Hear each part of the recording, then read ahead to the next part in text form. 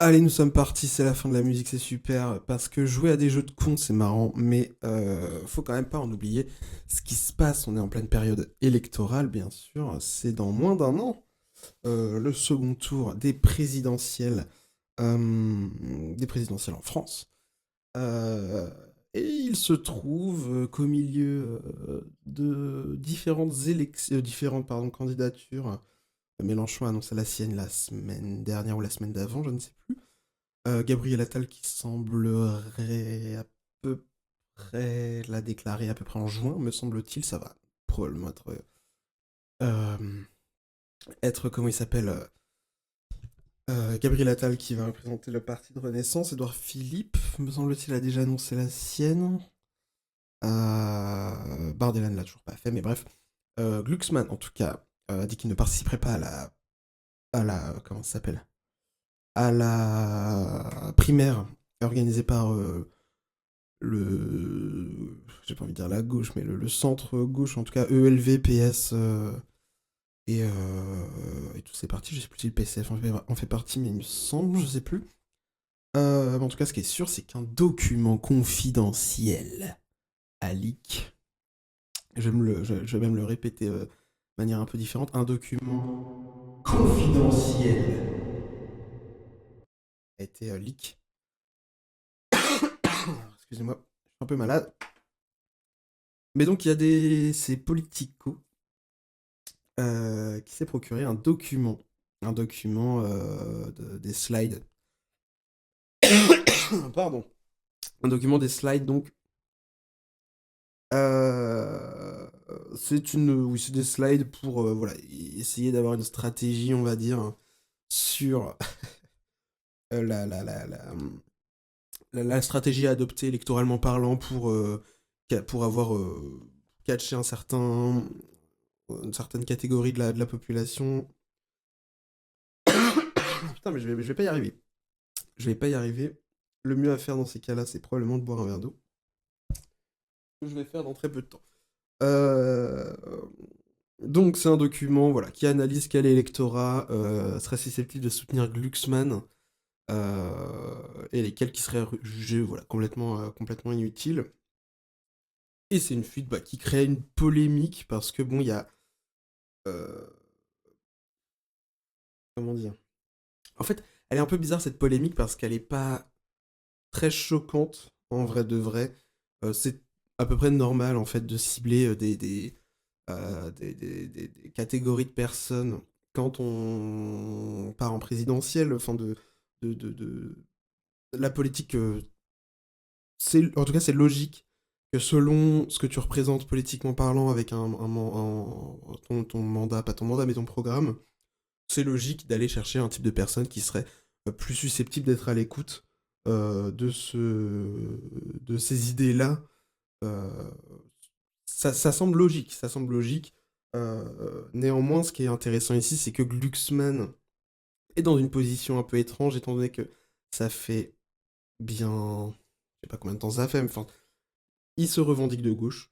Voilà. On en a surtout entendu parler dernièrement, c'était pour les européennes, où il représentait Place Publique, qui a fait un score plutôt élevé.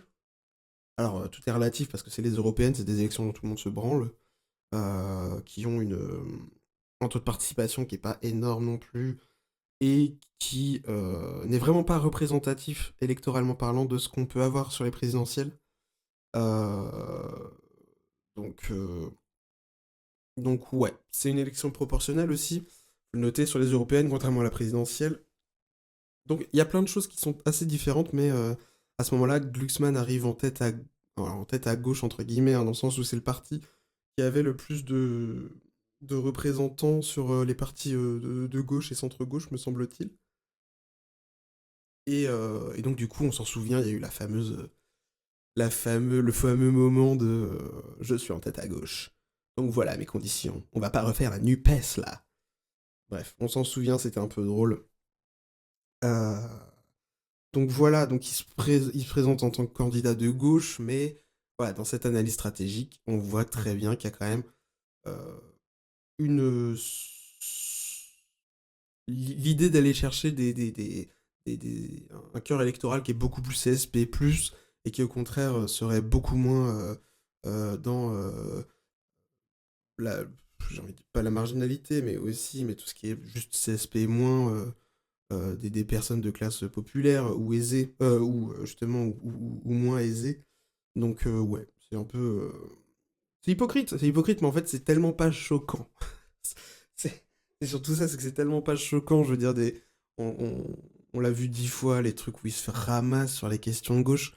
Euh, il a du crédit pour parler de géopolitique, parce que, bon bah voilà, il est déjà député européen, il a été... il a travaillé au gouvernement, c'était quoi, de la Biélorussie, je sais plus. Je me souviens plus de son parcours précisément, mais on pourra le noter plus tard. Euh, donc, attends.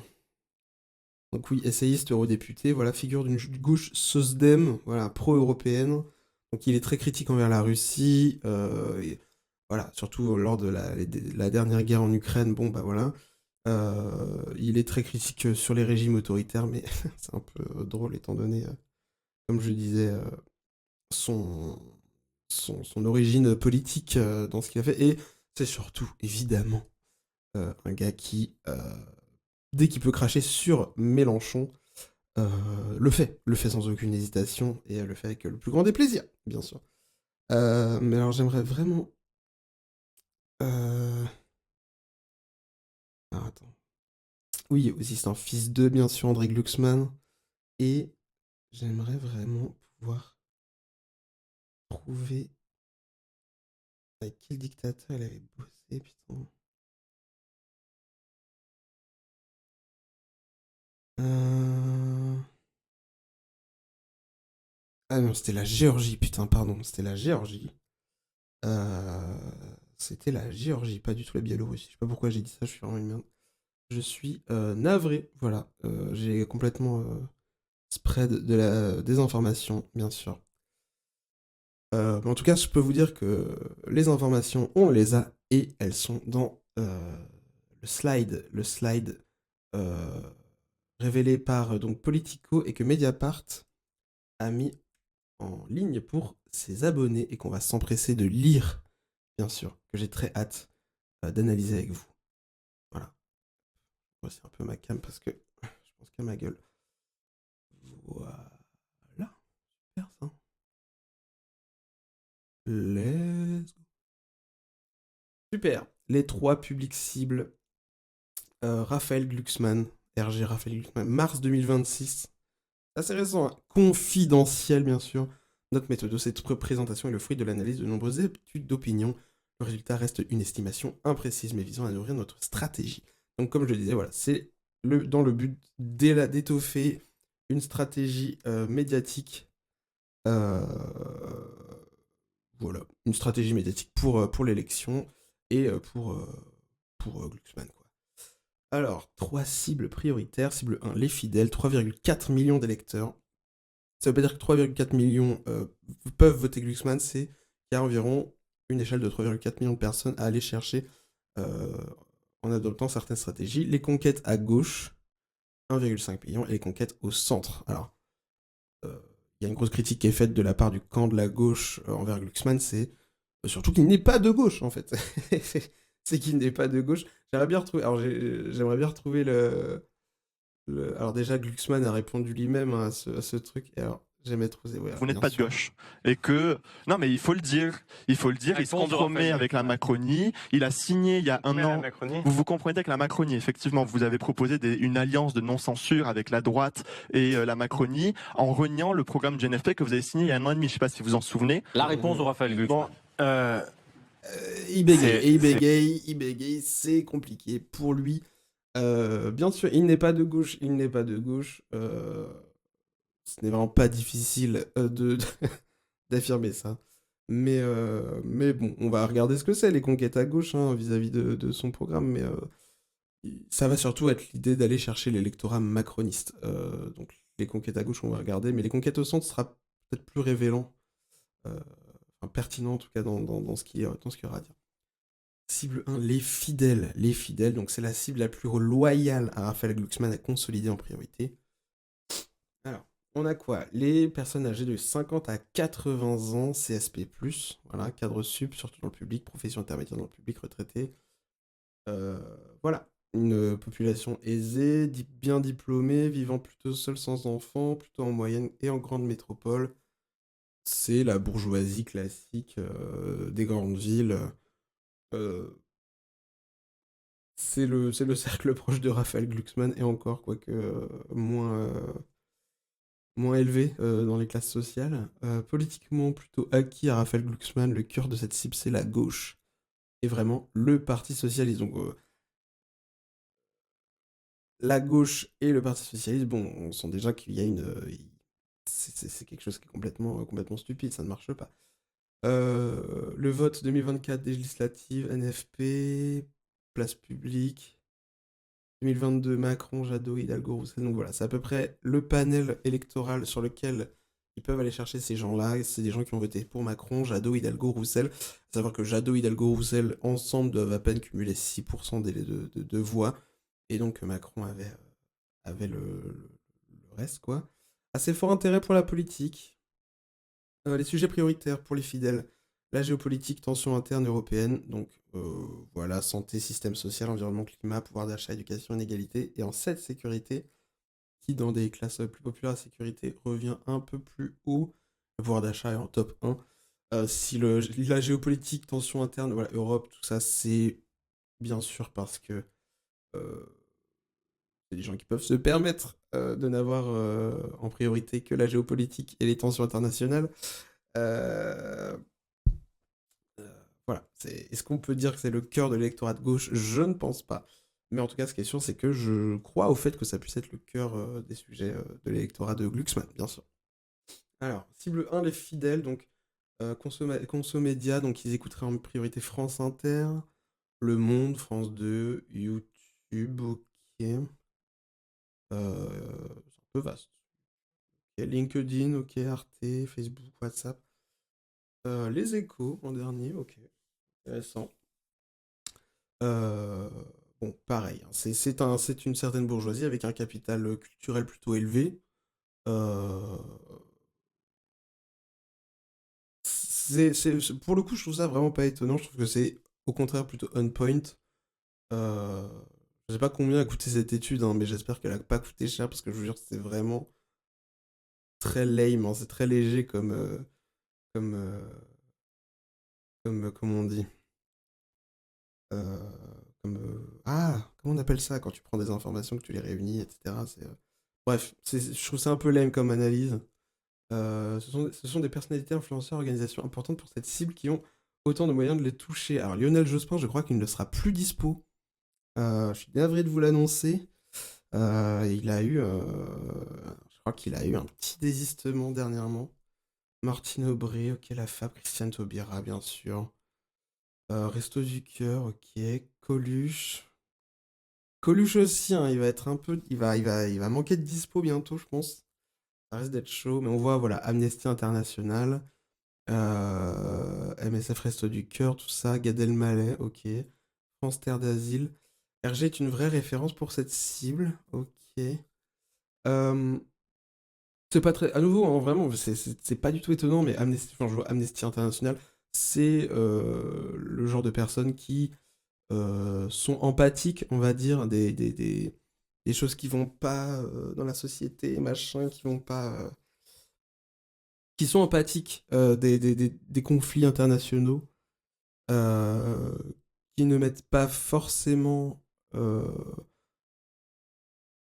je pense que c'est beaucoup de gens qui écoutent, mais qui n'ont pas une analyse vraiment très poussée sur l'origine des conflits euh, en général, qui sont, bah, parce que s'ils étaient intéressés par la résolution des conflits, je pense pas qu'ils voteraient Glucksmann, en tout cas s'y intéressaient vraiment.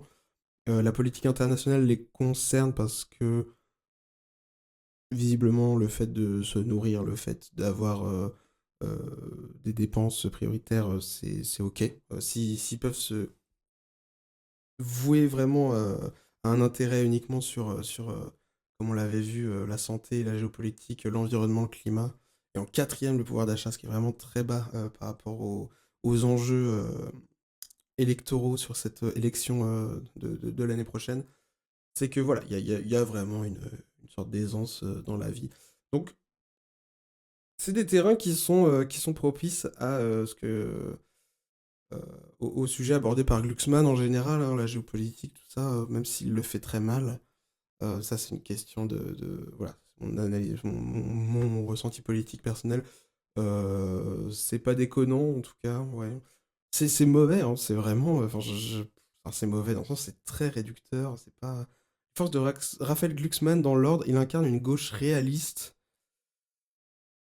Est-ce que réaliste signifie euh, traître? Je sais pas. Il incarne une gauche fausse, plutôt. Je sais pas, parce que c'est vraiment pas la gauche. Il incarne une idée politique, c'est clair, mais une idée politique libérale. Très très libérale, voire vraiment. Donc, gauche réaliste, ça dépend dans quelle bouche, mais ok. Comprends la situation réelle du pays, là, pour le coup, je ne comprends pas. D'où sort cette information, enfin, d'où sort cette phrase. Je ne vois pas en quoi Raphaël Glucksmann incarne une compréhension de la situation réelle de la France. Je ne vois pas en quoi. Je pourrais lire ça, par exemple, sur un document stratégique comme ça, de Jean-Luc Mélenchon, de peut-être même Fabien Roussel, peut-être. Pas dans le sens où je suis d'accord avec Roussel, ou même en vrai, pour y être sur le truc de Édouard Philippe ou de Marine Le Pen. Hein. C'est dans le sens où ils incarnent malgré tout, sans forcément dire que leurs idées à tous sont euh, bonnes pour la société ou pour la situation du pays, je sais pas quoi. Mais il y a quand même un intérêt pour résoudre des problématiques importantes dans la société. Je sais pas, enfin, le RN, Edouard Philippe, Mélenchon, Roussel. Je prends un gros panel, vous l'aurez compris, évidemment que cette analyse n'est pas du tout. C'est pas un truc. Ce que je dis n'est pas à prendre au pied de la lettre, vous en doutez bien. Mais il y a un truc où, dans leur discours, même s'ils disent pas du tout la même chose, il y a une sorte d'essai de réponse à une problématique, que ce soit sur le pouvoir d'achat, que ce soit sur, je sais pas, tout à l'heure sur le truc, il y avait quoi? Il y avait la sécurité, il y avait les inégalités, euh, la santé, les dépenses, etc. Ça, à la limite, c'est ce qu'on va retrouver objectivement dans le débat sur les problèmes d'actualité nationale. Voilà. Euh, à la limite, voilà, c'est un truc que j'aurais pu entendre et comprendre en tout cas si je l'avais lu ici, mais alors Raphaël Glucksmann, je ne comprends pas à quel degré il se situe pour prétendre comprendre la situation réelle du pays. Je ne sais pas d'où ça sort, mais alors je trouve que c'est vraiment pas du tout on point, pour le coup. Voilà. Solide sur la question sociale, pareillement. Pareil, je trouve que c'est faux. Enfin, vraiment, il se fait dézinguer dans toutes les interviews qu'il mène parce qu'il est incapable d'avoir la moindre pensée de gauche ou quoi que ce soit. Enfin, je ne. Il n'est pas solide. Au contraire, il n'est pas solide. Donc, je ne comprends pas qu'est-ce que ça fait dans les forces. Au contraire, ça serait dans les trucs ah putain, enfin, travaille-le parce que vraiment, veut vraiment changer les choses. À nouveau, vraiment, il souille, pardon. Il, euh, il, euh, il siphonne l'électorat macroniste en proposant exactement ce que proposait Macron en 2017. C'est vraiment donc changer les choses rassurant. Écoute, I guess, pour certaines personnes peut-être, je ne sais pas, proche des préoccupations des gens comme vous, mais pareil, n'importe quoi. Solide sur l'environnement, à la limite, je pense que c'est peut-être le plus accurate. Et encore, parce qu'évidemment que c'est faux, enfin c'est pareil, il est pas solide. Il a des connaissances sur ce qui va pas, après ses solutions pour l'arranger. Non, c'est faux. Mais c'est, je pense, celui qui est le moins à chier par rapport à tous.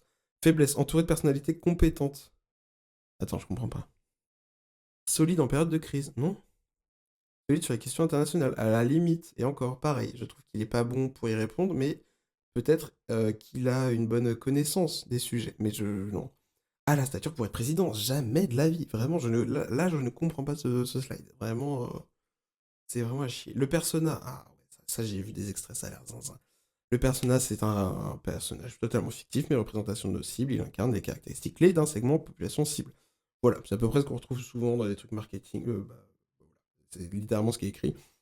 Outils de communication de stratégie utilisés en marketing qui permet de donner un visage humain à des données statistiques. Ça permet une meilleure représentation euh, et de s'adresser. C'est plus facile de se dire comment on va s'adresser à cette personne en se disant que si la personne en question arrive à comprendre nos messages, les personnes aux alentours démographiquement et statistiquement de cette personne les comprendront également. Donc c'est vraiment une sorte comme quand on jette une pierre dans l'eau, il y a d'abord la première onde, et puis après elle s'étend, elle en fait d'autres, etc. Enfin bref, c'est de la réverbe d'information. Je sais pas comment on peut résumer ça.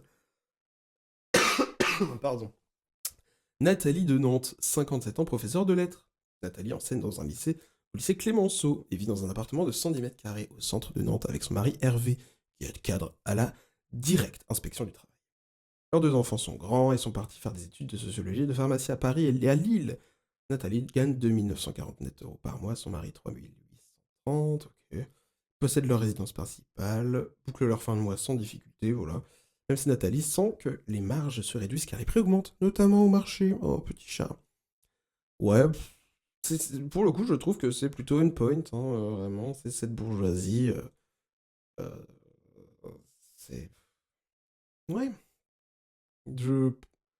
Elle n'aime pas la brutalisation du débat public. Bah oui, oui, c'est ça. Mais moi, j'aimerais bien savoir ce que ça représente sur l'électorat. Parce que je pense que ce personnage-là, il est plutôt on point hein, sur une personne qui va être touchée par Glucksmann. Mais j'aimerais bien savoir combien de pourcentage de gens sont dans ce cas-là. Parce que, parce que je pense que c'est pas énorme, hein. Mais ouais.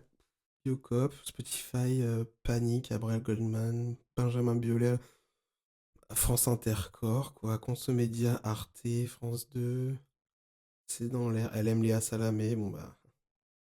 Ouais, ouais, ouais, ouais, bon. Et à voir que c'est que du chat GPT, hein. Enfin, je veux dire, c'est assez ouf, quoi. Son seul réseau social actif. Elle y suit quelques groupes locaux, culture à Nantes, association. Elle publie assez peu, ok. Ouais, ok. Bon, c'est c'est même trop précis, hein, c'est très très intéressant, mais c'est très lame, hein. À nouveau, je me répète, mais c'est vraiment du foutage de gueule hein, comme analyse. C'est vraiment une analyse tellement de surface, quoi. C'est tellement peu intéressant. Je comprends pourquoi Raphaël Glucksmann a dit que oui, oui, non, mais c'est pas un truc que j'ai validé parce que effectivement, c'est tellement pauvre, politiquement, stratégiquement parlant. Même statistiquement, j'aimerais bien voir leurs échantillons sur quoi ils s'appuient, mais c'est quand tu fais de la recherche sociologique, quand tu vois un truc comme ça, je trouve que c'est d'un pauvre et d'un banal sur tout fait par ChatGPT. Enfin, je veux dire, c'est, c'est, euh, c'est honteux, hein. Franchement, j'espère vraiment qu'ils n'ont pas payé cher les personnes qui a fait ça, quoi. Bonsoir, bonsoir, bonsoir. Mais ouais, ouais, c'est un peu zinzin. C'est un peu zinzin, mais I guess, ok. C'est très pauvre. C'est vraiment très très pauvre. D'un côté, c'est un peu rassurant de se dire que putain, si c'est grâce à ça qu'ils vont se fier pour faire leur campagne, putain, bah ça va quoi. On n'est pas trop mal quoi. Franchement, on est plutôt bien, plutôt bien quoi. Conquête à gauche, intéressant ça. Plutôt intéressant. Conquête à gauche. Cible 2, conquête à 35 à 59 ans, CSP+, profession intermédiaire, plutôt dans le public. Ok, donc là on est sur des... Elle a été quoi, prof de lettres? Ouais, pareil, hein, tu vas pas chercher beaucoup plus loin. Taille estimée de cette cible, 1,5 million d'électeurs, quoi. D'où tu sors ce truc? D'où tu sors ça? C'est c'est vraiment du doigt mouillé, quoi. C'est ouf. Euh... Hésite entre Raphaël Glucksmann, Tondelier ou Ruffin, vote 2024 législative vote NFP, 2024 vote ELV, PSPP, 2022 Jadot, Hidalgo, Macron, comme on l'a dit, hein, c'est vraiment...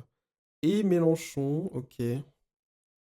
Mélenchon, je pense que là c'est plus la partie de Mélenchon en mode Peut-être vote utile, I guess, ceux qui n'ont pas voté Roussel, ceux qui n'ont pas voté Hidalgo ni Jadot, mais ouais, je sais pas. C'est vraiment, c'est au doigt mouillé, c'est d'un ridicule, c'est assez dingue, hein. C'est assez dingue. Conquête à gauche, sujet prioritaire, pouvoir d'achat, donc là on commence à avoir ça en premier, environnement, climat, ok, géopolitique, Europe. Ok, pareil, hein, ça paraît très étonnant que la géopolitique, les tensions internationales, Europe, pour cette catégorisation-là, quoique, ouais, avec 2000 à 4000 euros mensuels, je l'aurais peut-être mis en 4/5e, mais ça paraît très haut, hein, j'explique pas du tout. J'aimerais vraiment savoir leur source, quoi, parce que je trouve ça vraiment, vraiment aléatoire, quoi. France Inter, Le Monde Quotidien, ok, France 2, 5, format long, YouTube, encore une fois, qui est complètement stupide de mettre ça comme ça, mais parce que YouTube, c'est très très large. Même Instagram, format long, c'est un peu nimp. Euh, Conquête à gauche, Touchpoints Reference. Ce sont des personnalités, influenceurs, organisations importantes pour cette cible. Ok. Coluche, pareil, à nouveau, je pense qu'il sera vraiment pas dispo, je suis vraiment navré. Hugo Clément, François Ruffin, Cécile Duflot, Fabien Roussel. Là aussi, il y a un peu ce truc Amnesty International, corps. Nagui, bien sûr. Nagui, Bernie Sanders, Nicolas Mathieu, Bernard Minier, Antoine Dupont, ouais. Ouais, c'est vraiment PS Corps, ok. J'ai l'image en tête de ce gars, hein, de cette personne, mais c'est tellement large. Enquête à gauche, image de Raphaël Glucksmann, Force. Un gars incarne une gauche réaliste, pareil, je comprends pas pourquoi c'est là. Est-ce que c'est. Enfin, j'espère que c'est vraiment. Je comprends pas. Je crois que je comprends pas cette slide. Ça manque d'une explication un peu plus claire. Parce que Force, dans l'ordre, la force de Raphaël Glucksmann, c'est il incarne une gauche réaliste. Même pour un gars qui vote Ruffin, il serait à peu près dans le type de gens un mec qui va voter Ruffin pour la prochaine présidentielle.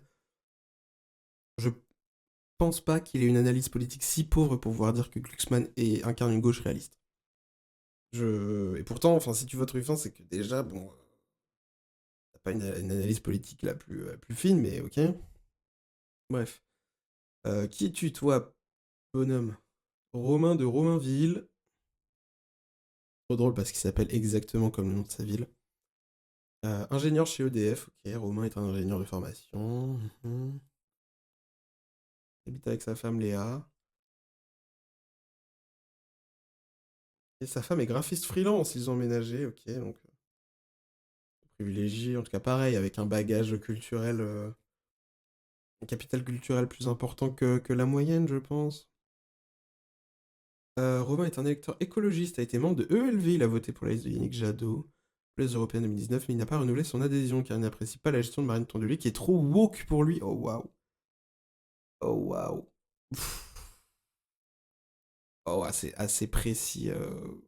C'est assez précis comme cœur d'électorat pour Glucksmann. En fait, je retiens ce que j'ai dit, c'est très précis. J'annule le truc, mais c'est vrai que.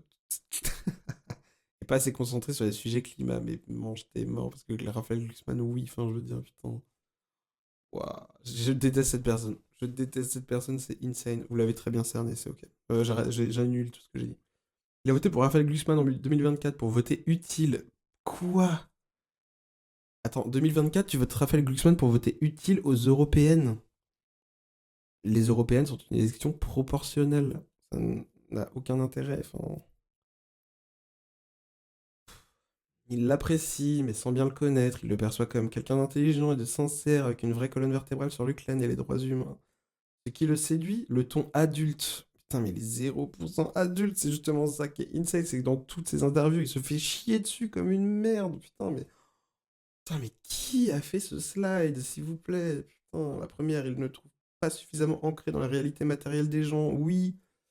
La deuxième, il n'est pas encore convaincu qu'il peut gagner. Ça, c'est complètement vrai, il va faire 2%. Et il voudrait l'entendre plus sur la question de l'écologie concrète. Putain, mais Romain, ta gueule. Cédric fait de l'escalade en salle, en forêt. Mais Cédric, je crois qu'il s'appelait Romain. Alors. Bah alors, il s'appelle Romain ou Cédric? Bon, il y a des fautes d'orthographe, il y a des trucs. C'est vraiment. J'ai vraiment envie de connaître le prix de ce document, hein. J'ai vraiment très envie. Il va aussi au travail en vélo pour se maintenir en forme. Il adore le cinéma. Il se forme sur les enjeux environnementaux avec le Shift Project. Il est aussi très impliqué dans les loisirs de ses enfants, théâtre et volley. L'été, il organise des séjours randonnées dans le Massif central. Super. L'an dernier, la famille est partie en Grèce, ta gueule.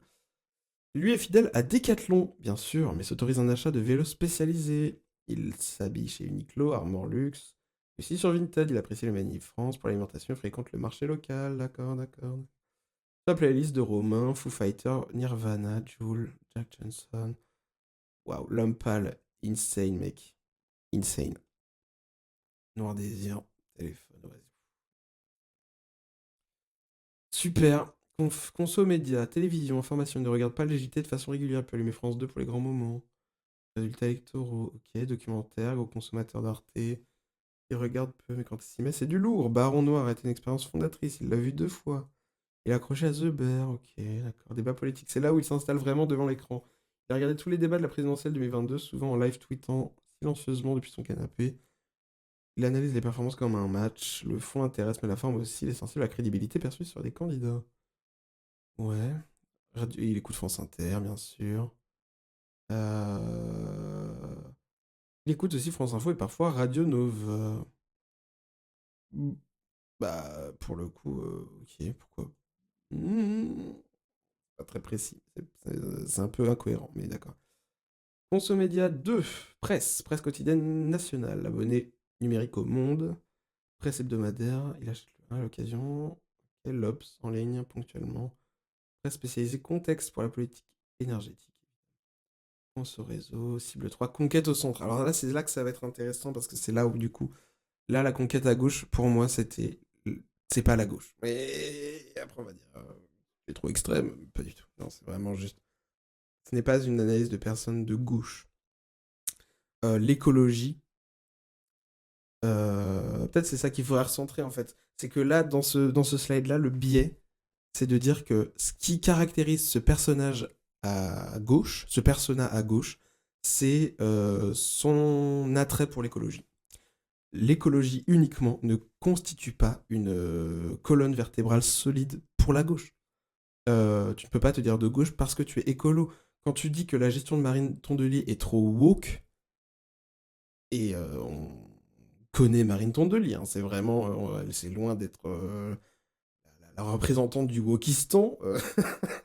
C'est quand même, c'est du foutage de gueule. L'écologie, c'est un sujet tellement présent, c'est tellement important que même la droite se met à parler d'écologie, que même l'extrême droite se met à parler d'écologie. Tu n'es pas de gauche parce que tu es écolo. Et c'est pas à Romain de Romainville qui n'existe pas à qui je dis ça, c'est aux personnes qui ont fait ce template, enfin, ont fait ce slide, c'est à Raphaël Glucksmann, à son parti, à ses électeurs que je dis ça.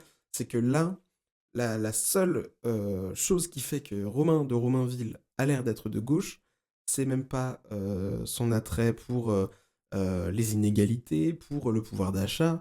Il a apparemment ce qu'il faut pour vivre. Ce qui l'intéresse, c'est l'écologie. Et donc, ça veut dire que les personnes qui ont fait ce slide, le biais qu'ils ont, c'est de dire que l'écologie est un sujet de gauche. Ce n'est pas vrai. Ce n'est plus vrai. EELV, c'est pour ça d'ailleurs qu'ils sont en perte de vitesse de manière chronique. C'est parce que leur parti n'évoque plus rien. Tout le monde parle d'écologie aujourd'hui. Comme je disais, même l'extrême droite parle de l'écologie. C'est n'importe quoi. Euh, et donc, forcément, ce n'est pas un sujet. La manière de traiter l'écologie, évidemment que c'est une. Ça peut être fait de gauche, ça peut être un sujet pris par la gauche, mais ça n'est pas uniquement grâce à ça que tu peux te dire de gauche. Et je pense que la plupart des gens qui sont écolos enfin, le savent, en tout cas j'espère, parce que ce serait vraiment du foutage de gueule. Ce n'est pas ça qui te crédibilise en bon électeur de gauche, en bonne voilà, en pensée politique de gauche. Ce n'est pas ça. Donc, si pour Glucksmann, la gauche, c'est des gens qui s'intéressent uniquement partiellement, voilà, ou activement à l'écologie, non. Là, ce qu'on a lu, c'était le portrait d'une personne de centre, une personne centriste, une personne néolibérale à la limite, peut-être voilà, un peu progressiste sur sur certains points, mais ce n'est pas une personne avec une pensée politique réellement ancrée à gauche. Voilà. Et donc c'est pour ça que la conquête au centre m'intéresse, parce que pour moi, je pense que là, ce qu'on a lu, c'était la conquête au centre, et que là, ce qu'on va lire, c'est la conquête à droite, parce que Raphaël Glucksmann a plus de chances de conquérir et de siphonner plutôt quelques voix aux ex-macronistes nouveau PS, euh, qui maintenant s'ancre clairement dans une politique de droite. Et je parle de ça en parlant du Parti Socialiste. Ont clairement plus avantage à siphonner des voix de ce réservoir-là qu'à gauche. À gauche, personne ne va voter Glucksmann. À la limite, même les gauches mous voteront à la limite pour ELV ou Ruffin, mais certainement pas Glucksmann, je pense. Voilà. Alors, conquête au centre. On est sur des personnes entre 40 et 70 ans, légèrement plus masculins. Profession intermédiaire, plutôt privée, ok, 2000 à 4000 euros. Là, jusqu'à maintenant, ce n'est que des personnes à CSP+, hein, pareil, diplômés, grande métropole, tout ce qui est la ruralité, tout ce qui est personnes niveau bac, CSP-, tout ça, c'est complètement oublié, quoi. Conquête au centre, sujet prioritaire, instabilité politique en France, ok. Pouvoir d'achat, géopolitique, tension internationale. Pareil, hein, je pense, hear me out, c'est une take que j'ai, mais je pense qu'ils ont mis ça en troisième position pour essayer de convaincre Glucksmann que c'est un sujet important, parce que c'est ce qu'il maîtrise, parce qu'il est eurodéputé, mais en vrai, la géopolitique, tension internationale, Europe, tout ça, la plupart des gens s'en battent un peu les couilles. C'est pas que... Non, pardon.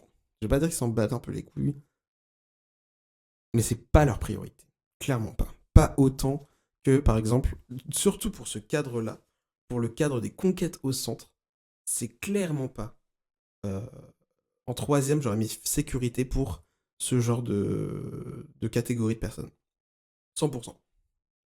Pareil, immigration, pour des gars CSP+, profession plutôt privée, retraités, légèrement plus masculin, identifié au centre avec Renaissance, place publique, Macron, genre non, immigration est plus haut et géopolitique est beaucoup plus bas et la sécurité plus haut aussi. Je ne comprends pas la priorité, je ne sais pas par rapport à quoi elle est faite, mais je trouve que c'est vraiment un truc pas cohérent du tout avec ce qui se dégage aujourd'hui des différentes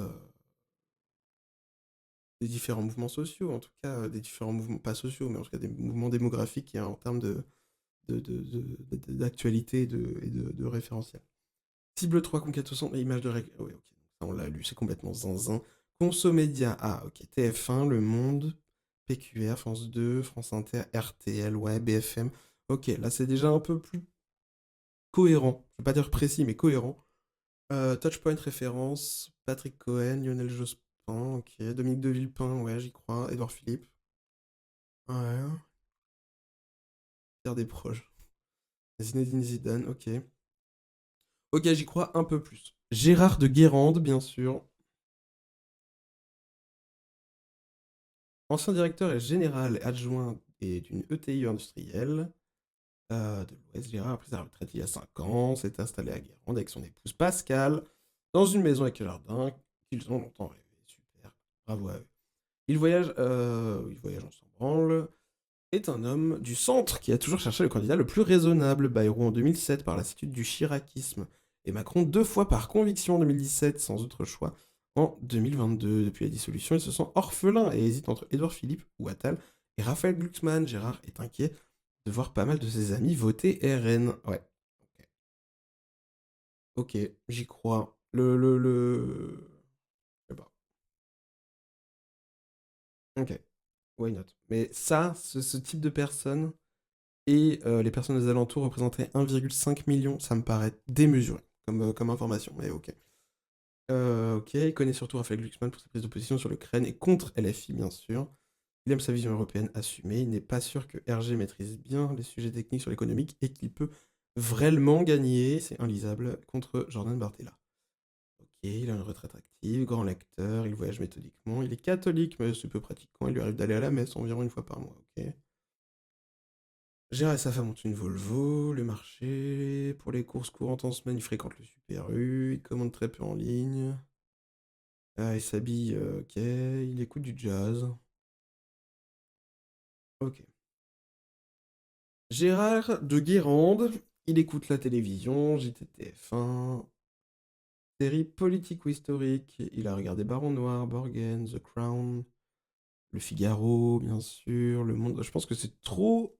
Ils ont vraiment essayé de se limiter au centre, mais aujourd'hui, le centre est vraiment englouti, quoi. Enfin, les gens ne sont. Ça n'existe plus des gens par conviction au centre, ou alors pas 1,5 million. Je pense que tu peux rajouter Le Figaro de manière beaucoup plus importante. Pareil, le matin, France Inter, non, moi je remplacerais ça par RTL, hein. Je remplacerais ça par RTL, voire Europe 1 de temps en temps. C'est. France Culture, à la limite, je peux y croire, mais le France Inter sur le matin, non, non, non, je suis pas d'accord. Je trouve ça vraiment imprécis, incohérent. Je ne... Et c'est là où, du coup, je pense que c'est encore plus. Je pense encore plus que c'est rédigé par ChatGPT. C'est que ChatGPT t'aurait donné vraiment tous les référentiels à peu près attribués au centre, tandis qu'une vraie analyse sociologique, sociétale, là par exemple, le matin, tu aurais mis RTL. Et j'en suis persuadé, vraiment, aucun, aucun doute là-dessus. Réseaux sociaux, Facebook, c'est son réseau principal, par défaut plus que par choix, il y est depuis 2010. Il suit quelques groupes locaux guérandais, Patrimoine Voile, de la Presqu'île. Le réseau qui n'a pas quitté LinkedIn, il y a un profil soigné, ok. WhatsApp, le seul réseau qu'il utilise vraiment, c'est là que se passe l'essentiel de sa vie numérique sociale. Ok, soit. Les cibles difficilement mobilisables à éviter pour le moment, 18-25 ans, les CSP-, moins 1500 euros, seul avec enfant, les banlieues, bac, hauteur bac je pense, Hauts-de-France, PACA+, Corse, Grand Est, vote droite, LRRN ou LFI dur, les fidèles de Mélenchon. Putain, c'est un peu hard dans cette slide, hein. Elle est un peu hard. Et d'un côté, elle est pas surprenante, quoi. C'est. C'est pas surprenant, mais ça confirme tellement de choses, quoi. Ça confirme tellement de choses. C'est vraiment un bozo, ce book, quoi. Vraiment. Cible 4, vote utile. Cible 5, abstentionniste potentiellement tenté par Raphaël Glucksmann. Ok. Sujet prioritaire. 3 cibles. Ok, ça c'est ce qu'on a vu jusqu'à maintenant. Bon à savoir, The Mysterious Mr. J. Dans de nombreuses enquêtes, un grand nombre de répondants ne disent ne pas assez connaître Raphaël Glucksmann pour lui mettre une note. Par exemple, dans une enquête récente, 20% des répondants étaient dans ce cas. Par comparaison, Attal est à 6%, Bardella 3% et Fort à 20%. C'est une spécificité de Raphaël Glucksmann parmi les grands candidats. Qui sont ces gens qui ne connaissent pas Raphaël? On retrouve une surreprésentation de femmes, de jeunes, de CSP-, globalement de personnes plus éloignées de l'information et de la politique. Moins d'intérêt, moins de votes. Hmm. Donc eux, c'est intéressant ça. C'est intéressant comment ils interprètent ces chiffres. La manière d'interpréter, ce qu'on retrouve là dans ce qu'ils disent, c'est euh, les gens qui ne connaissent pas Raphaël Glucksmann sont une surreprésentation de femmes, de jeunes, de CSP-, qui sont des personnes en minorité, des personnes minorisées socialement, euh, démographiquement aussi. euh, donc plus éloignées de l'information et de la politique. Par contre, ça, je suis pas d'accord. Je suis pas d'accord parce que quand tu regardes le nombre de jeunes et de CSP- qui sont davantage actifs dans les milieux militants, dans les milieux, politiques, je parle de militants en grands termes. C'est-à-dire que c'est pas uniquement les personnes sur le terrain, mais aussi les personnes qui militent en ligne, des personnes qui s'intéressent à la politique. Pour ça, je vois moins d'intérêt, moins de votes. C'est, je trouve, hyper, hyper faux. Je trouve ça incohérent au possible, et je trouve ça du foutage de. Je trouve que c'est du foutage de gueule de pouvoir écrire ça comme ça. Les jeunes et les CSP- sont les personnes les plus actives en politique, mais plus de 20% d'entre elles ont voté NFP ou LREM en 2024.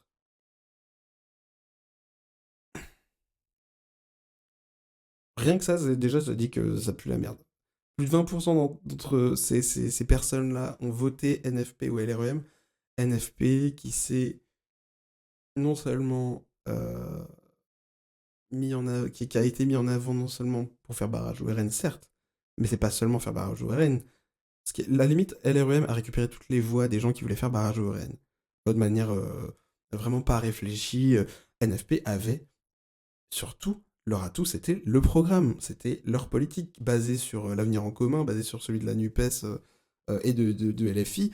Mais c'était justement le fait qu'il y avait un programme et que tous les candidats étaient là, acclamés sur les plateaux, tout pour le programme, vraiment. Donc, moins d'intérêt, moins de votes est complètement stupide quand derrière tu dis mais plus de 20% d'entre elles ont voté NFP.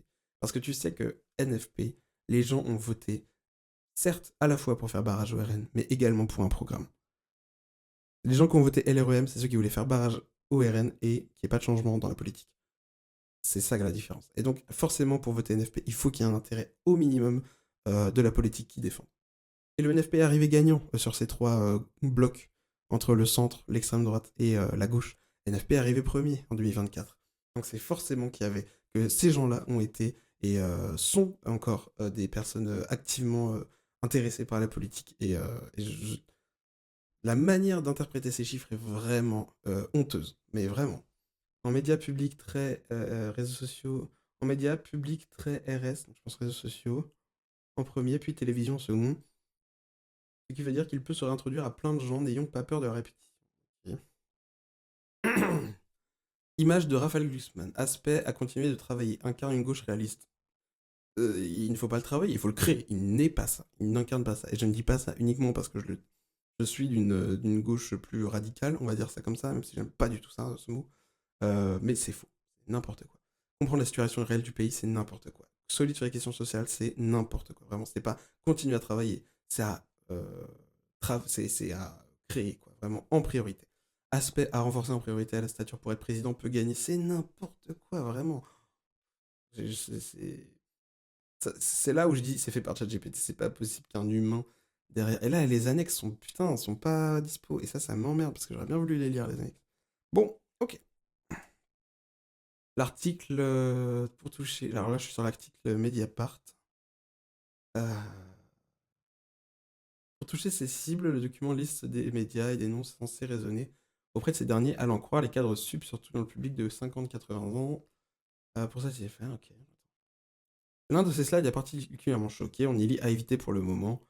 18-25 ans, les CSP-, les gens gagnant moins de 1500 euros seuls avec enfants, ayant seulement le bac, habitant les banlieues, les Hauts-de-France, son PACA, Corse, le Grand Est, et celles et ceux qui votent droite ou LFI dur. Il y a 15 ans, une autre note était rédigée par le think tank Terra Nova, bien sûr, on s'en souvient, qui avait déchiré la gauche. Elle encourageait alors celle-ci à assumer son tournant social-démocrate avec le même type de préconisation. Abandonner la classe ouvrière au profit des diplômés et des seniors. Le document de Place Publique s'inscrit donc dans sa lignée. Voilà.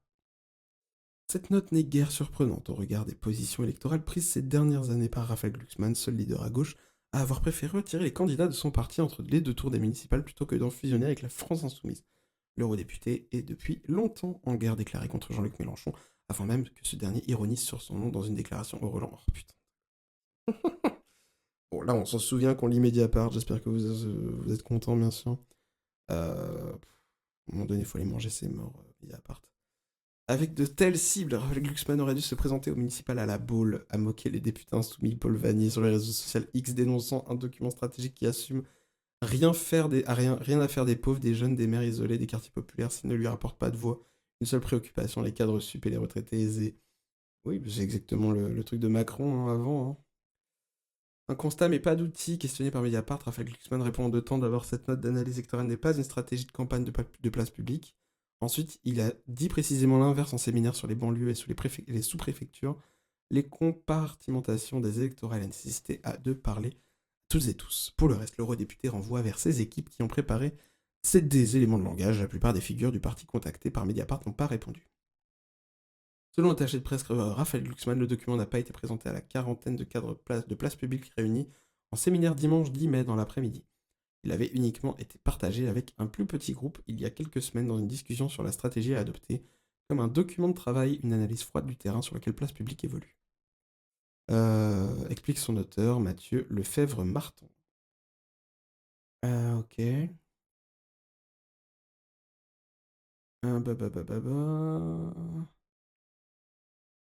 Pour cela, si personne n'avait besoin Attends.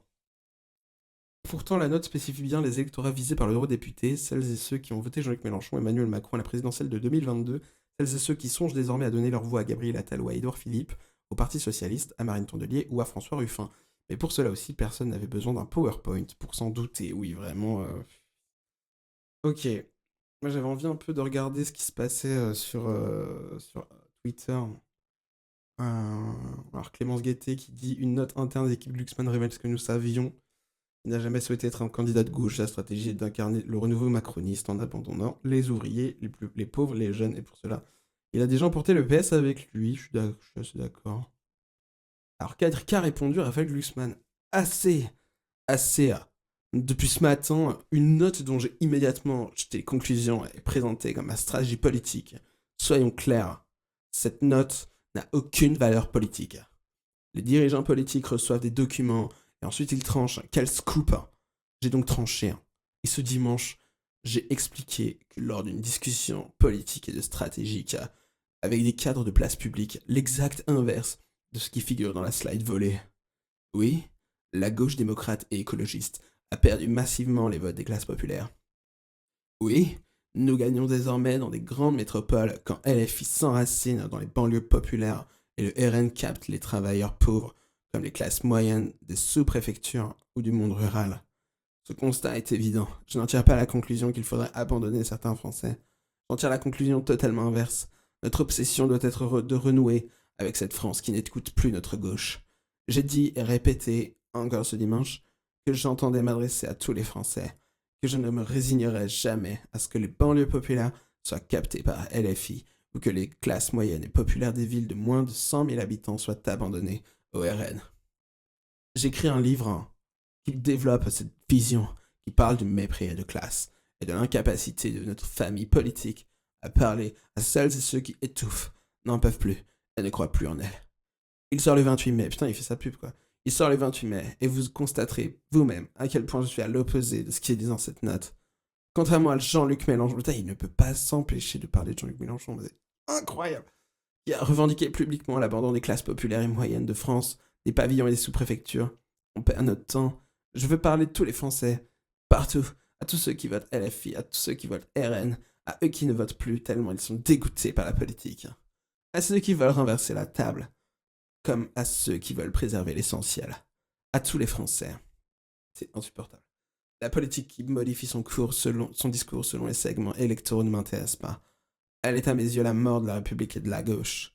Il n'y a qu'une seule France, il n'y a qu'un seul peuple français. Et nous lui proposons un seul et même contrat patriotique. Seule la France m'importe. Pas de bout de France. Ta gueule, putain. J'aime bien les réponses, hein. J'aime beaucoup. Hein. Rafi, arrête, c'est terminé. J'adore. Soit le document est vrai, tu es de droite, soit tu l'as vraiment rejeté et tu es totalement con parce que c'est exactement la stratégie que tu devrais suivre comme tu es de droite. Attendez. Je bouge ma caméra pour qu'on puisse tous lire Petit Poulet ensemble. Voilà.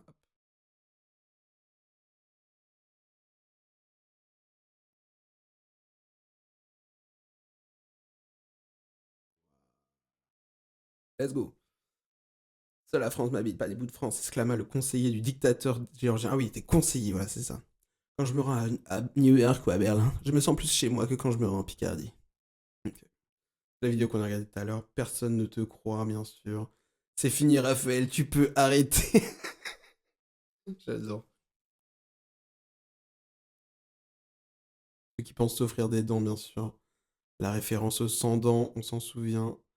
Le simple fait que vous puissiez vous entourer de spin doctors qui vous concoctent des documents pareils suffit déjà à se faire une idée de la façon dont vous appréhendez la politique. Bah, je suis moyennement d'accord avec ça. Parce que ce document est, comme je le disais, vraiment mauvais. Il est mauvais objectivement, sociologiquement, politiquement. Il est mauvais. Il est mauvais parce que ses analyses sont essentialistes. C'est pas le pire. Mais c'est des analyses vraiment trop pauvres, vraiment très peu pertinentes, même par rapport à une stratégie. On parle quand même de la stratégie d'un parti politique. C'est pas censé être un truc aussi pauvre. C'est pas censé être un truc qui est à ce point, qui devrait être à ce point laissé pour compte. On parle, pardon, c'est très pauvre pour mettre en place la moindre stratégie sur, en plus, un an de campagne à cibler enfin, des sujets qui vont beaucoup plus vite. Enfin, l'actualité va plus vite que ce document ChatGPT. Enfin, je pense que c'est des gens qui surestiment beaucoup leur intelligence. Ils surestiment beaucoup la place qu'ils peuvent occuper en termes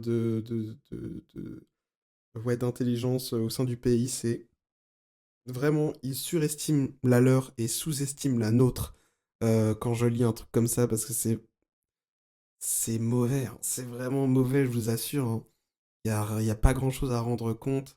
Les analyses, elles sont vraiment très pauvres. Je ne connais pas vraiment la méthode d'enquête, ce qui a été mis en place pour obtenir ces statistiques-là. Mais c'est d'un pauvre et d'un... Et c'est une honte, hein. C'est vraiment une honte. Pas une honte de classer comme ça des individus, parce qu'en vrai, ça se passe tout le temps. Mais dans tous les cas, il y a toujours, même dans les études les plus précises, il faudra toujours se dire qu'il y a une marge d'erreur, qu'il y a une marge par l'essentialisation, on passe à côté de certaines choses qui sont beaucoup plus intangibles. Donc, il faudra se faire une raison. Ces documents, de toute façon, ne sont jamais quelque chose de matériellement euh, euh, comment on appelle, exploitable. C'est trop pauvre pour ça. Mais, euh, mais je trouve ça précis que ce soit le document de cette personne-là qui soit mis en public et qui soit aussi pauvre. Sa campagne est déjà pauvre, son programme est pauvre, cette personne a des idées qui sont pauvres, elle incarne une gauche complètement mauvaise, enfin qui n'est même pas la gauche. C'est c'est c'est c'est c'est pas étonnant. Franchement, c'est juste pas étonnant, je trouve.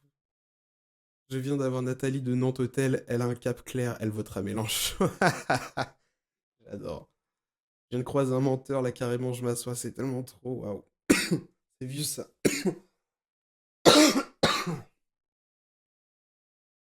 Ouais.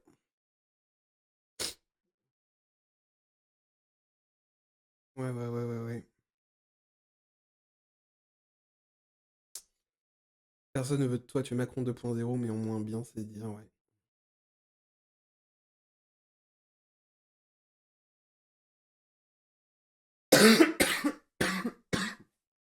Oh là là, quelle idée de stream.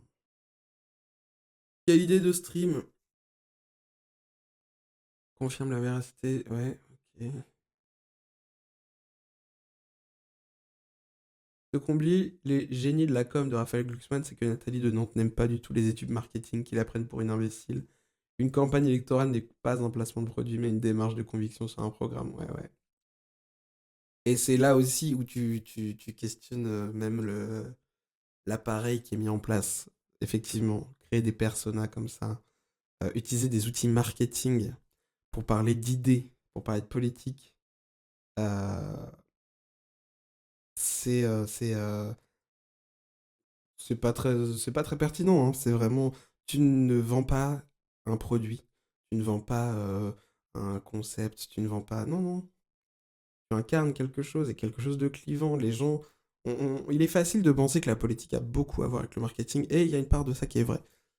Mais je suis un peu d'accord avec Manuel Bompard, pas que sur ça d'ailleurs, mais effectivement, il est un peu régressif de penser que les stratégies marketing fonctionnent exactement comme les stratégies politiques. Les stratégies politiques sont quelque chose d'à part entière, hein. Elles nécessitent une communication à part entière parce que ça concerne vraiment autre chose que juste vendre une trend, vendre un concept, vendre une idée d'entreprise, une idée entrepreneuriale. C'est vraiment autre chose. Les gens n'imaginent pas la politique comme ils imaginent un produit. Euh, et pour ces raisons-là, il y a des choses dont on peut s'inspirer hein, du marketing commercial, mais tout ça, c'est vraiment à côté de la plaque. C'est juste à côté de la plaque. Ok, souhaite voir. Waouh. En mars 2026, seulement 6% des Français souhaitent voir Manuel Bompard jouer un rôle important à l'avenir. Glucksmann est crédité à 11% d'intention de vote à la présidentielle 2027 en candidat individuel. Waouh. C'est vrai que les sondages sur les personnes. Ouais. D'ailleurs, on s'en souvient, vous vous souvenez quand Fabien Roussel était la personnalité de droite, la personnalité de gauche préférée des Français, et qu'il a fait 2%, ah là là, 2,26%. Ça, c'était. Ouais. Heureusement qu'il y avait les sondages, hein. Heureusement qu'il y avait les sondages pour nous prévenir, hein, parce que vraiment, c'est ça que. Ah ouais. Et c'est vrai que d'un côté, tu te dis si Mélenchon, il est à 70% ou 60% d'opinion négative et qui fait 22% au présidentiel, ouais. Ouais, bah c'est grave. Merci The Frenchie, hein, vraiment, merci, mais c'est. Allez, en plus, bon part derrière. Les personnalités les gauches les plus soutenues. Allez, allez, merci à tous. Ça y est, merci à tous. Elle aime Léa Salamé, bien sûr, quelle blague. Dans la vraie vie, Nathalie, professeure de français, n'a pas les moyens d'acheter chez Comptoir des cotonniers. Ça aussi, je suis un peu d'accord, c'est un peu vrai, hein. Visiblement, elle est agrégée, propriétaire héritière. Heureux pour nous, ça fait peu de monde. Bah oui, c'est ça, comme on le disait. Genre, quand tu vois les catégories et les personas qui sont pris en quoi, même en prenant au plus large, ça fait 1,5 million, 3 millions, je sais pas quoi, d'électeurs. C'est du bullshit, quoi. C'est du bullshit, hein. Putain, c'est vraiment. Le pire de la politique politicienne dans ce document stratégique, la campagne de Glucksmann, le futur candidat du PS, assume rien à faire des pauvres, une seule préoccupation, les cadres sup et les retraités aisés. Ouais, ouais. Les électeurs qui conseillent d'éviter. Ouais.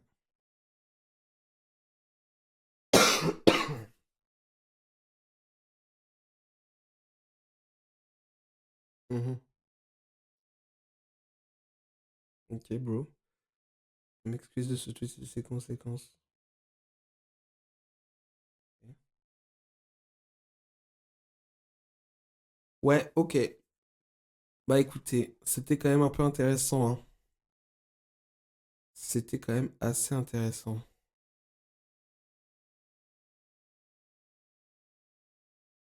Et what the fuck, mais Régis Le Gorilla, putain, mais. Qui suit ce mec, putain, mais qui suit ce mec, hein?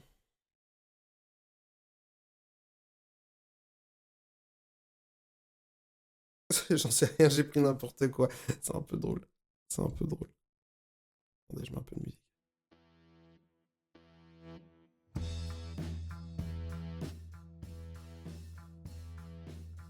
Je sais qui a fait fuiter le document de campagne. Ok. Je rajoute les étoiles pour mettre la merveille. Je mets de la couleur pour le faire vivre le billet. Je rajoute les lettres qu'ils mettent là-haut près du drapeau européen. Ok. Et le move complotiste de C. Hollande qui a fait fuiter le document, why not? Ok. Avec 20 euros, je me paye un grec. Si j'avais 50 euros, je me payerais un repas chez Popotamus et aussi du popcorn au cinéma. Ouais, en plus, c'est vrai que la trend, enfin la trend, le document a leak il y a 2 jours. Putain, je suis en retard sur l'actualité, les gars, je suis désolé, hein. Fondateur des Jeunes avec Macron en 2015 milite aujourd'hui pour Raphaël Glucksmann. Putain, sans blague. Sans blague. On peut même changer de monnaie dans d'autres pays si c'est nécessaire. Si j'avais beaucoup d'argent, je serais vraiment très content. J'irais partout. Ok. Bon. Eh bah, c'était un peu intéressant quand même. C'était un peu intéressant. Alors je prends le billet que j'ai fabriqué. Je sais que Bon. c'est pas un vrai, c'est un faux. Mais je suis content et je continuerai à en Pas faire étonnant. parce que même si c'est pas des vrais, C'est une merde. pensez que ce sont Votez des pas pour vrais, Glucksmann. comme une image Voilà. que j'ai dans la tête. Ça me fait quand même du bien. C'est une bonne chose sur laquelle conclure. Mélenchon2027.fr. Let's go. À bientôt. Let's go.